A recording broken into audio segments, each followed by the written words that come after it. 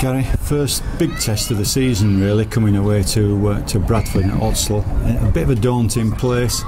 The first half, probably not such a bad performance, but 3 mistakes and 3 tries against after scoring first.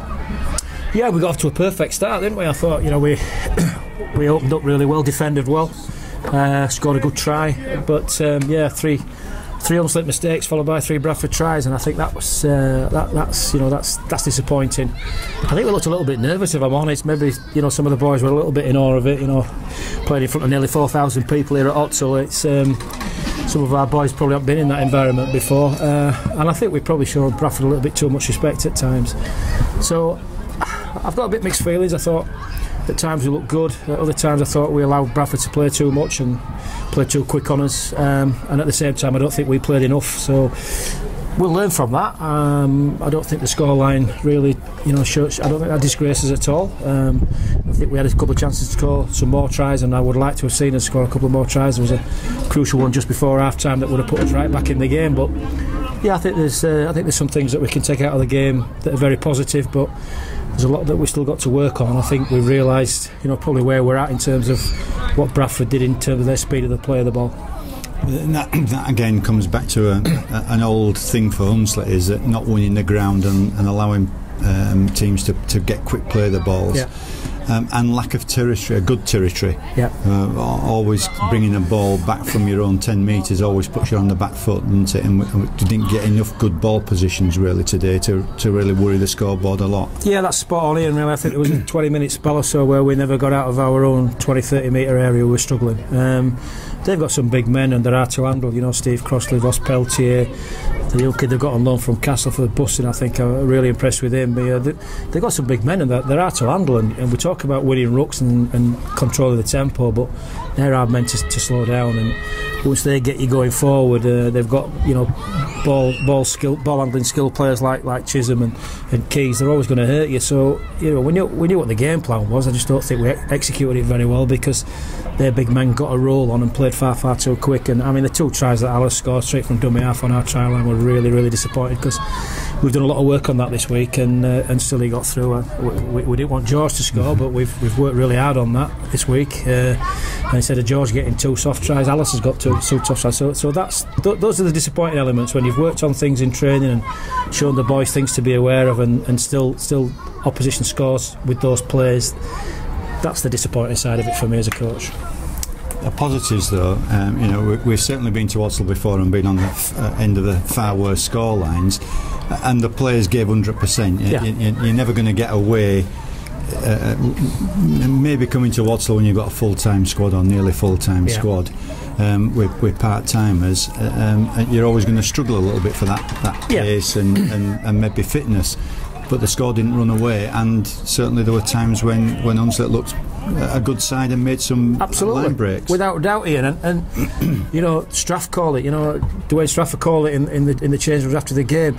We didn't capitulate, and we could have capitulated quite easily, but we didn't. We dug in, and even when we weren't playing at our best, we still dug in. So that's down to the character and the personnel that we've got on board this year. They're not going to cave in.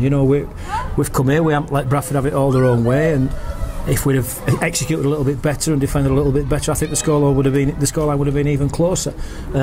So yeah, there are some positives, and the fact that we're disappointed, I think, shows that we've got a good group of players here that have probably underperformed a little bit today in certain areas of the field. And again, like you said, against Bradford, with the full-time players that they've got, when you underperform or when you make the odd little mistake against teams like Bradford, they capitalise, and we weren't able to do that. And yeah, you're right, field position was important, although I think our completion rate was pretty high. I thought we completed pretty well today. It was just at the wrong end of the field for us, really.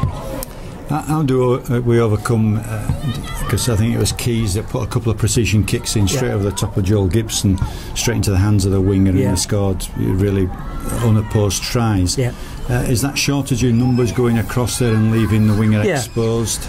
That's being unable to handle their big men, and their big men attracting 4 and 5 defenders, and then not being able to put them to the floor, and then you've got 2 or 3 men out of the line, and and you have to defend the threat. So you defend the threat, and the line compresses, but it's going to leave a hole somewhere, and it left a massive hole out on the wing. So you can't blame the winger for those tries. Those tries come from the fact that the big man attracts a number of defenders, and then there's a number mismatch, and it's a fantastically executed kick for the wing, and he's had a simple job of touching down, and I don't think he'll score 3 easier tries than he did today. But yeah, there's nothing wrong with the edge D there. That's all about controlling the big men and not allowing quick players, and making sure you get your numbers right, and we weren't able to do that at times today, and that's when Bradford punished us. It's the three first tries that really disappointed me, because I didn't think that was a penalty. I thought Dalton Grant clearly lost the ball, but he penalises on the score in the next set, and 2 soft tries straight from dummy half by Sam Alice. I was disappointed in those, but yeah, we'll look at why they got so much room to kick the ball, but I do think we struggle to hold the big men at times.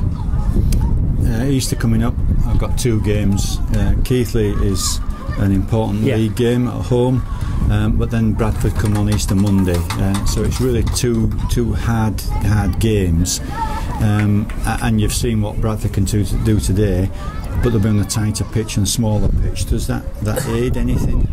I don't think we've got anything to fear playing Bradford Bulls at home at all. I think today will be good for us in that respect, in that we won't be in awe of them on Monday, but the league is our most important aspect. This year, the league's the most important thing for us. We've got to win our league games and finish high up as we can. So the Keighley game's really important on Friday, and the fact that we got beat today makes it more important.